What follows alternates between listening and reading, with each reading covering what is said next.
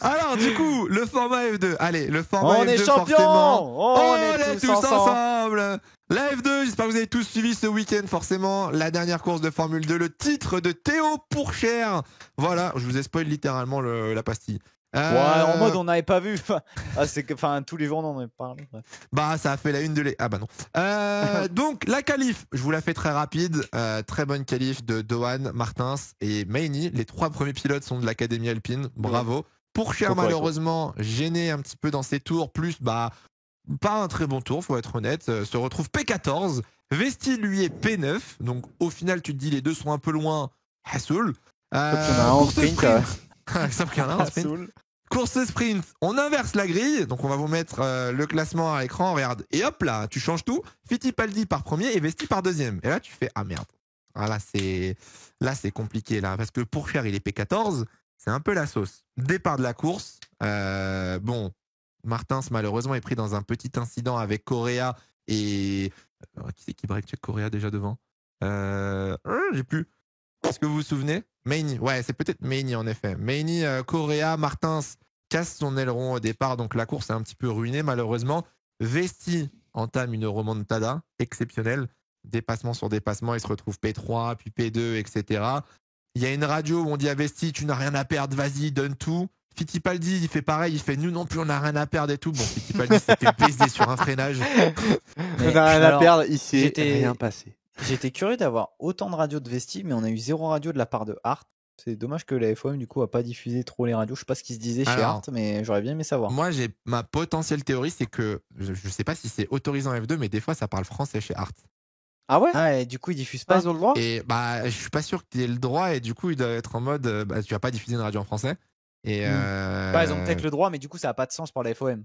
Ouais, voilà, c'est ça, c'est qu'il n'y a pas d'intérêt à la diffuser, quoi. Sauf quand c'est une victoire, quoi, ou un truc comme ça. Mais voilà, pour si c'est une radio importante ou que tu dis peut-être à ton pilote. À l'époque, il y avait pas mal de. Pardon, je fais parler avec la F1, mais il y avait pas mal de radios de Ferrari en italien. Ça avait été interdit. Avant, ouais. Tu disais dans la langue que tu voulais, et pour de 1 pour la retransmission, et de 2 aussi pour la clarté, entre guillemets, dans ce que tu disais, qu'il n'y ait pas des trucs un peu illégaux ou quoi. Fallait parler anglais à partir d'une certaine époque.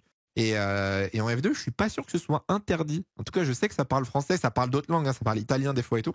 Donc je sais pas trop. Mais c'est vrai que Vesti parlait beaucoup, oui. Vesti parlait pas mal. Et du coup, Vesti remonte. Vesti donc remporte la course sprint, si je dis pas de bêtises. Réduit l'écart avec Théo.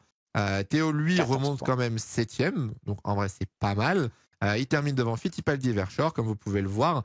Et on passe à la course feature. C'était la course qui nous intéressait tous. Donc, il y avait un calcul. Il fallait que Vesti soit dans le top 3 avec des meilleurs tours. Il fallait que Pourchaire soit dans le top 6 et patati et patata. Au moins, ça nous a fait un beau finish quand même. Et ben, honnêtement, j'ai pris un plaisir de fou à regarder la course de F2. Déjà que c'est cool la F2, mais là, avec le titre en jeu et tout, il y avait un vrai truc, tu vois.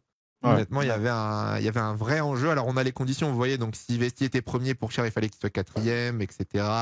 Enfin, voilà, on avait fait un petit asset. Victor part P2 avec des médiums. Victor, à ton départ, malheureusement.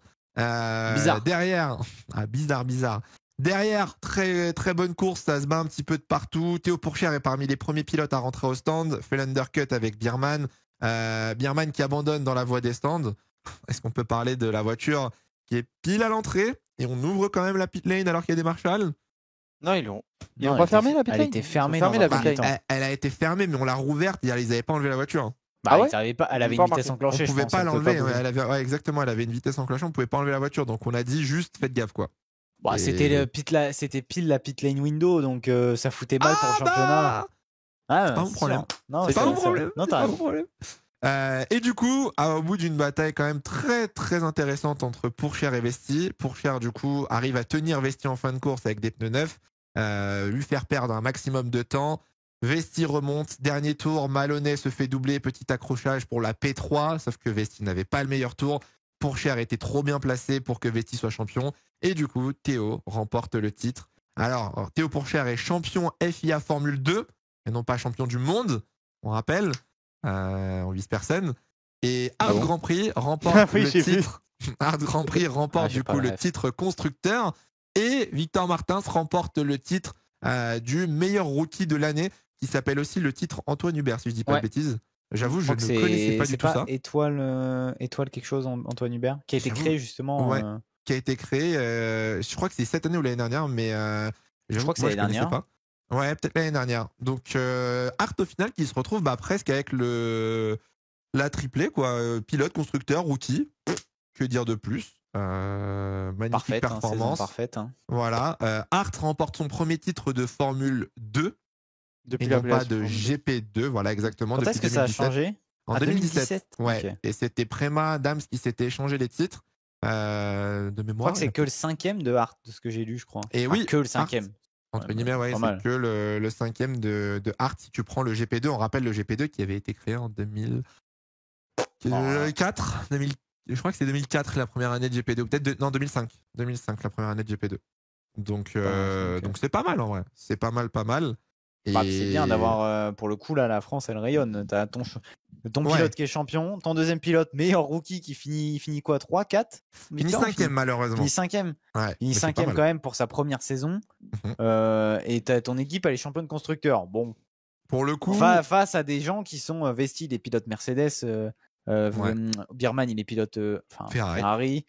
Enfin, t'as quand même des gros noms en face. Tu vois, c'est pas la saison, c'est pas une saison de manche, quoi. Il y avait quand même des gros pilotes, je trouve, cette année. Moi, je trouve que le titre de Théo, alors il y a eu un gros débat de une victoire, machin, au bout de 3 ans, etc. On rappelle que Théo, pour le titre, en tout cas, il a quand même que 20 ans, Théo Pourchaire. Il est encore très jeune. Et c'est surtout qu'il allait battre quand même, comme tu disais, des vestis Dohan. Iwasa sur sa deuxième saison. Il y avait des cracks cette année. L'année dernière, je suis désolé. L'année dernière, la saison était un peu moins difficile. Il y avait moins de bons pilotes, on va dire. Il est arrivé à 17 ans, pour Pourchaire. Voilà. Donc moi, on me parle pas d'âge exactement. Et Piastri, ils sont sur les titres à temps. Oui, mais certes, il y a des pilotes qui ont fait mieux. Il y a des pilotes qui ont fait plus vite et mieux. Mais Verstappen n'est pas passé par la F2, si vous voulez. Voilà, alors déjà, mais à écouter des gens, on entend dire que Théo Pourchaire est finito, il lui a fallu 3 ans, il vaut que dalle, etc. Je suis pas d'accord. Il a fait une bonne saison. Certes, c'était pas une saison remplie de victoires, etc., mais il a été constant. Il a enchaîné les podiums. Faut rappeler que Prema a quand même un total de 10 victoires sur la saison et ne remporte ni le titre constructeur ni le titre pilote. Ça montre l'irrégularité du truc, quand même. Donc, fallait bien mettre les pneus à Zandvoort. Bah, c'est ça. Puis même. Il fallait démarrer à Spa, quoi. Waouh. C'est vrai. Pourtant, j'aime beaucoup Vesti. Moi, je pense que c'est un vrai bon pilote qui ira loin aussi. Et il y en a beaucoup. Birman, c'est le cas aussi. Birman sera un très très bon pilote, je pense. Mais c'est juste, c'était pas leur année, quoi. Enfin, c'est pas grave, ça arrive. Pourchaire, c'était pas son année l'année dernière non plus, tu vois, ou il y a 2 ans. Enfin, ça a été compliqué. Donc, il y avait beaucoup de bons pilotes. C'est vrai. C'est vrai. Théo, est-ce que la grille va beaucoup changer l'année prochaine? Alors, du coup, pour l'année prochaine, moi, il y a un truc qui me rend un peu triste, c'est que les 3 premiers pilotes au classement pilote, du coup, cette année, ne rouleront pas l'année prochaine. Pourchaire champion ne peut pas rouler, donc c'est fini. Pourchaire ne pourra plus jamais faire de la F2. C'est logique. Vesti avait annoncé qu'il ne referait pas de F2 l'année prochaine, et Dohan non plus.